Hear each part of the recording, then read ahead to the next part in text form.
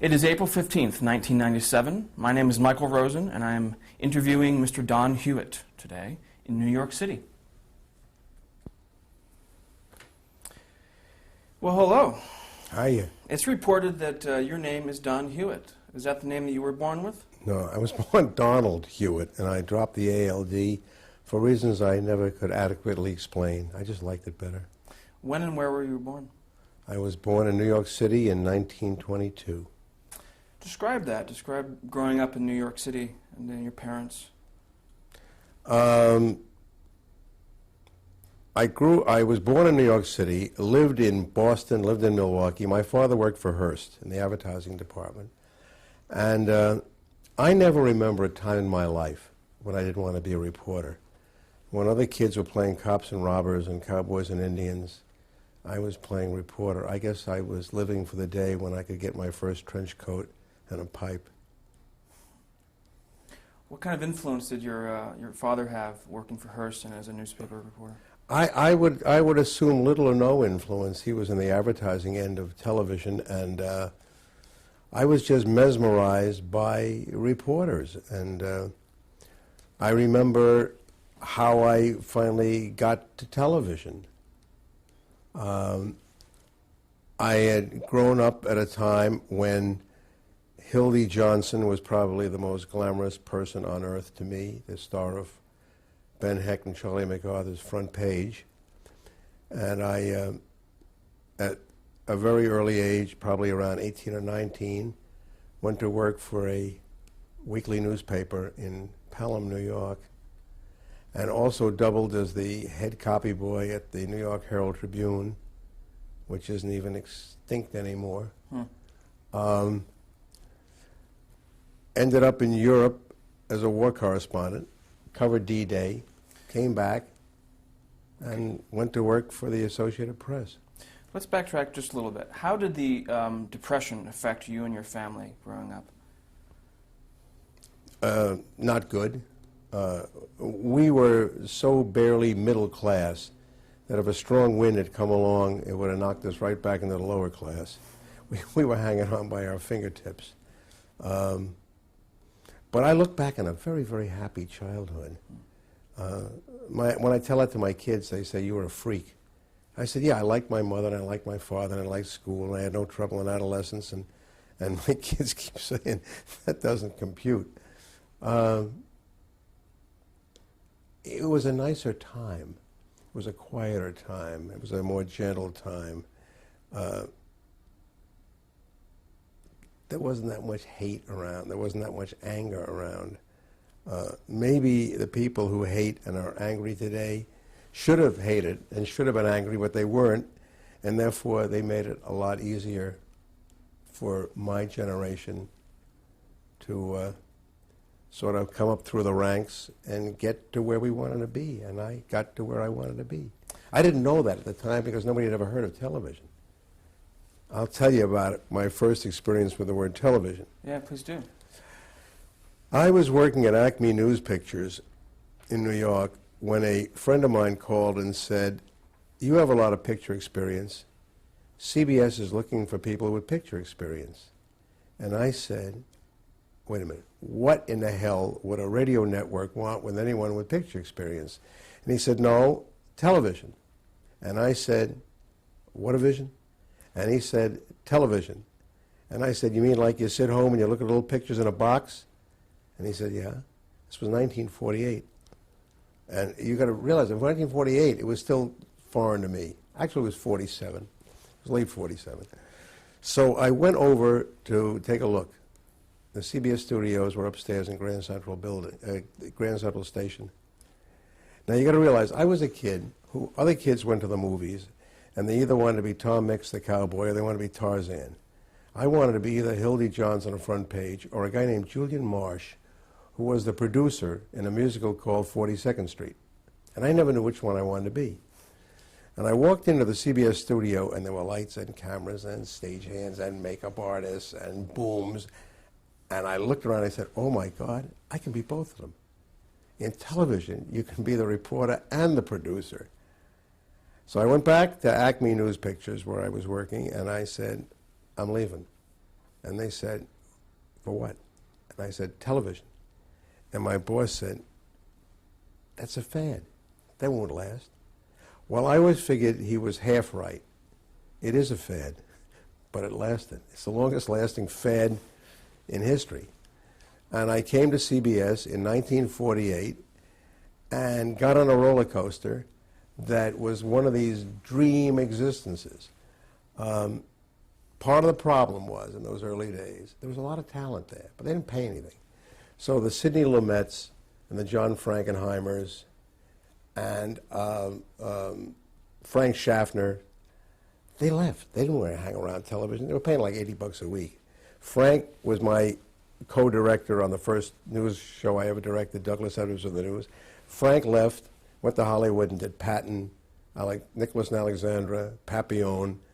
He used to call me every once a week and say, come out here, you'd love it. And I said, no, I'd be petrified. I wouldn't know. I didn't know stage right from stage left. So I stayed in television, and the Lumets and the John Frankenheimers and the Frank Schaffners and the Bobby Mulligans all left and became famous in Hollywood, and I stayed in New York where I was in a cocoon and kind of liked it. And everything fell in line. Now, did you hear about television when it was first announced at the 1939 World's Fair? Yeah, but I thought, these guys are, They also had these cloverleaf roads, and they had people movers and escalators, and I figured these guys are smoking something. I mean, I don't... Did you go to the fair?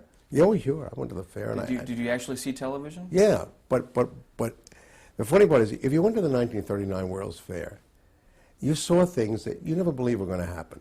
You thought, these guys are dreaming all this stuff up. Today, there is nothing. I mean, if they told me that all of us were going to have motors on our back and instead of cars we were going to fly around, I'd believe it.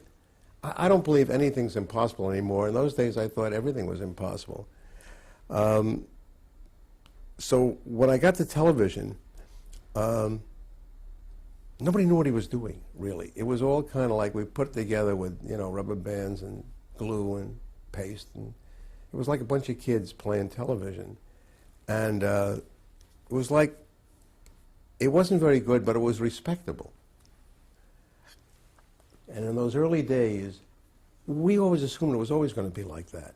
Black and white, captured on a film called a kinescope that you couldn't look at.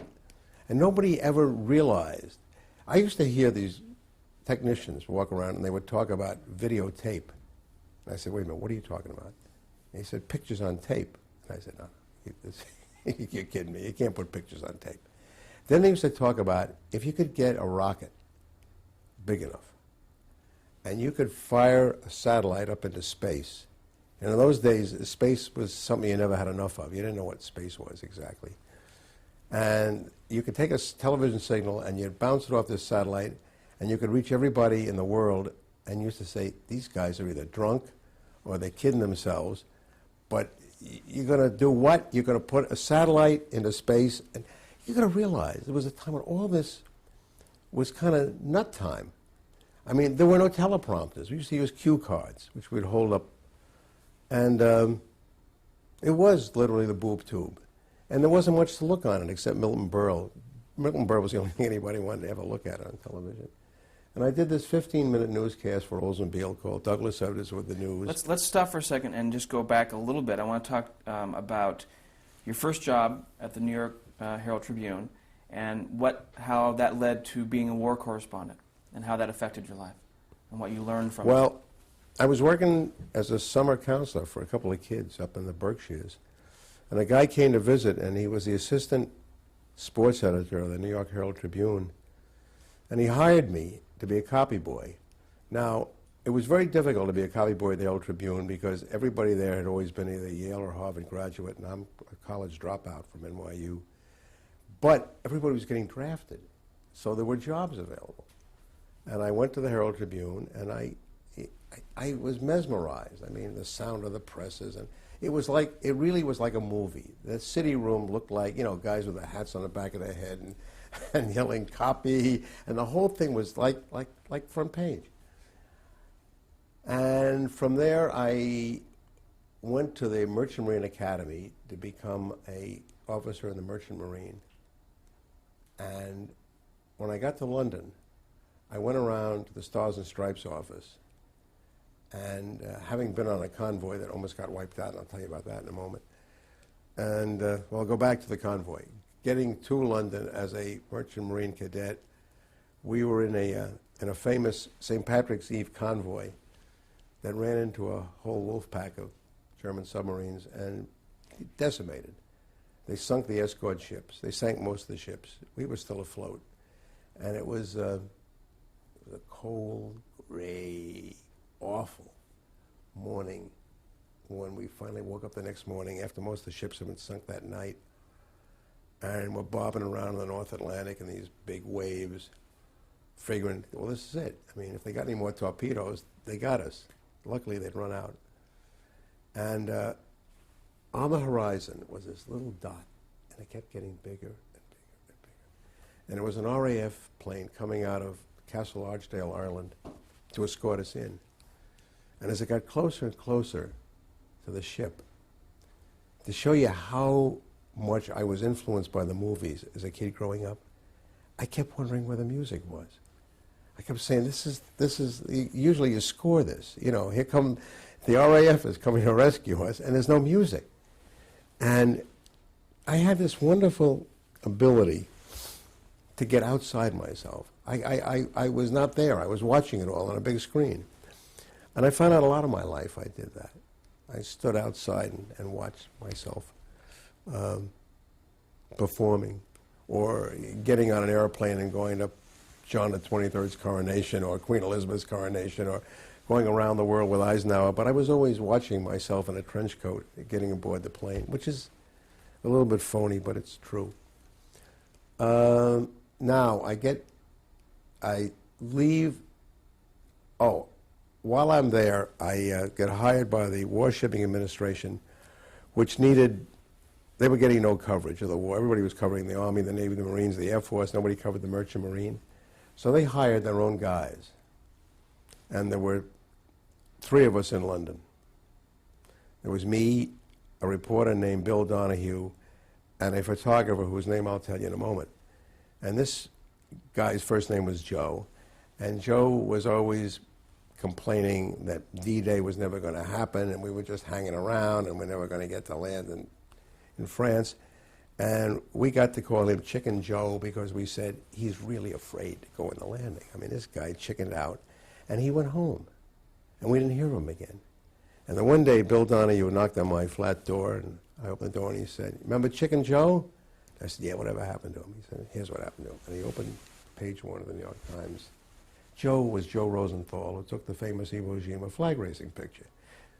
We always thought he chickened out, didn't want to go into Normandy. Terrific guy. I remember running into Joe many years ago in the press club in San Francisco with a guy named Bill Hipple, who was the Newsweek correspondent in the Pacific. And I introduced him, and I said, "Joe, you know Bill Hipple?" And he said, "Do I know Bill Hipple?" He said, "I'm sitting on a log on a beach at Iwo Jima." And Bill Hipple said to me, "Hey, Joe, why don't you get off your ass and climb up that hill and take a picture of those Marines raising the flag, and you ask me, do I know Bill Hipple?" There were times, my life has been like, I couldn't have written it any better. Everything just happened and fell in, and came back from the war. Who are you reporting to during the war? When we were working for the War Shipping Administration, we were placing our stories with the AP, the UP. I was going to do a big story. There was Collier's magazine in those days. I went in on the something called the block ship operation. We sailed into the beaches at Normandy on hulks that we sank to form the breakwater. And I was going to write that story, and the censor sat on it so long that somebody got it out before I could. But I remember going, I remember how we went to D-Day. I got a call one day to come around to Naval Intelligence. And I went around, and they said, "Okay, we've been tailing you for a month, and we know you're clean, and you can be trusted." I said, I didn't know he was tailing me. This was in London.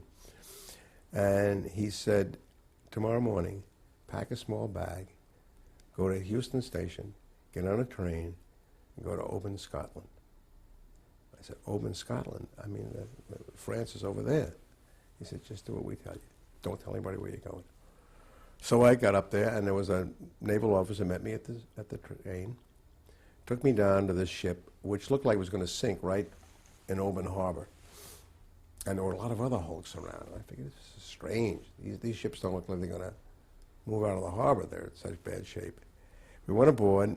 We sailed that night. Nobody knew where we were going until we got out to sea, and they opened the orders, and we were to rendezvous at Normandy Beach at D+3 and sink the ships. The ships were all wired with dynamite. They were all ready to be sunk, and they formed the breakwater so the troops could come in with the landing barges and invade the continent. And I remember just before we sank the ships, we were all taken off, and we got into an LST, and we started heading back to England. I don't know whether we were going to Portsmouth or Southampton or somewhere. And I said to the guy, no, wait, turn it around and go into the beach. And the guy said, you out of your mind? I said, just go on it. And we got to the beach, and I got out of the thing, and I put my toe on the sand, and I jumped back in the boat, and I said, go. I just wanted to say that I was on the beach in Normandy. Went back, been away about 5-6 days, hadn't bathed, hadn't shaved, looked like the wrath of God, and went around to the Windmill Theater where I was dating one of the chorus girls. And the guy at the stage door, who I knew, said the most flattering thing to me I have ever heard in my life. I walked in with his battered hat and this tan war correspondent thing, needing a shave and a bath, and he said, my God, if it isn't Humphrey Bogart. And I said, boy, you couldn't have said anything better. Anyway, it was all kind of crazy time. It was all, World War II was like a movie. It was like a Yank in the RAF. It was like Tyrone Power and Robert Taylor were playing the whole thing. And I go back to London a lot. I spent a lot of time in Europe. And I'm so frozen in another time that I keep wondering why there aren't barrage balloons and searchlights in Grosvenor Square, and why they haven't blacked out Piccadilly Circus, because the Luftwaffe is going to come over any minute and remove this city from the face of the earth. Strange times, glamorous times, terrible thing to say. It was the last fun war. Now, people who got killed, people who got wounded, people who got displaced, wouldn't say anything like that. What did you learn from the war, reporting news? I learned a lot about human interest. I learned a lot about what people were interested in, that people were interested in people, and I carried that to 60 Minutes, and I said I was never very interested in covering issues. I mean, I don't care about issues. I care about how issues affect people. I've said for years that acid rain does not interest me, but I'm awfully interested in somebody whose life may have been ruined by acid rain, or some mayor or governor who has to deal with it. But what I learned about news is about people more than it is about places or things. Were you able to take that and apply it to your first job at CBS? Yeah, I think so. I mean, I just sort of knew that in my bones. And I don't know if I rose so rapidly at CBS because I knew what I was doing or because nobody else did. I've never figured that out. Let's go back to that when you walked into the studio, and tell me about the first shows that you worked on, and how you elevated from there. Well, the first things I worked on, I went into the news department. I was an associate director on a show called Douglas Edwards with the News, which was a 15-minute newscast that was on for Oldsmobile. And this is what year? 1948, March 48. And there was always talk about doing a half-hour newscast, and I kept saying, you can't do it.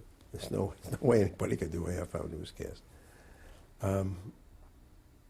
Anyway, I worked on Douglas Edwards with the News and hung around the studio a lot and watched, you know, Studio One and You Are There and all the dramatic shows, and I was kind of mesmerized, but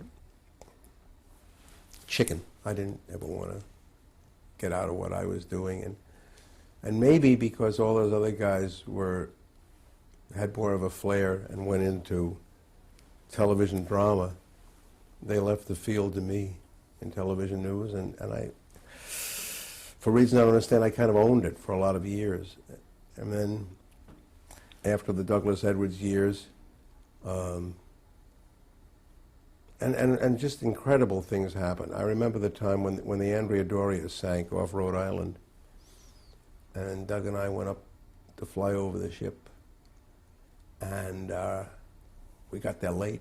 Everybody else had left. They said, "There's no use going out there." I said, "Well, we'll go out anyway." So we flew over the ship that everybody had already filmed, and I said to the captain who was with us, I said, "How long is that thing going to stay afloat?" He said, "Keep that camera running. She's going to go down in the next 10 minutes. I said, "You're kidding me." He said, "No." We flew over the Andrea Doria and watched this ocean liner that had collided with the Stockholm in a fog off New England turn over. First thing happened, all the water came out of the swimming pools, and it sank like a big dead elephant. And all of a sudden, where there was this enormous ship, there was nothing there anymore. And it was the most incredible sight I ever remember. And we flew back in and called the desk, and they said, "Hey, listen, you guys are too late. Everybody's got pictures of the thing, and they've all been on the air with it already, and forget it." I said, "Yeah, but nobody's got it sinking." And we were the only ones that were flying over the Andrea Doria at the moment. And those things stick in your mind. That sticks in my mind. Queen Elizabeth's coronation with Ed Morrow and Bob Trout in London. And it was before the satellites. So the way to get it on the air that night, it was all film and kinescope. There was no videotape. There were no satellites. We hired a BOAC Stratocruiser. We took all the seats out and we put moviolas in. And we edited on the way home. It was before the jets, so it was about an 8-9 hour flight back. And we edited in the air. And that's how we got on the air that night. And all the networks did this? It was like a no, race? No. We were the only ones that were smart enough to do that. We're the only ones that had it all on the air that night. Afterwards, the other networks sort of caught up with us. NBC first. ABC took a long... ABC, which is now about as good as you can get. And Arledge has been fantastic.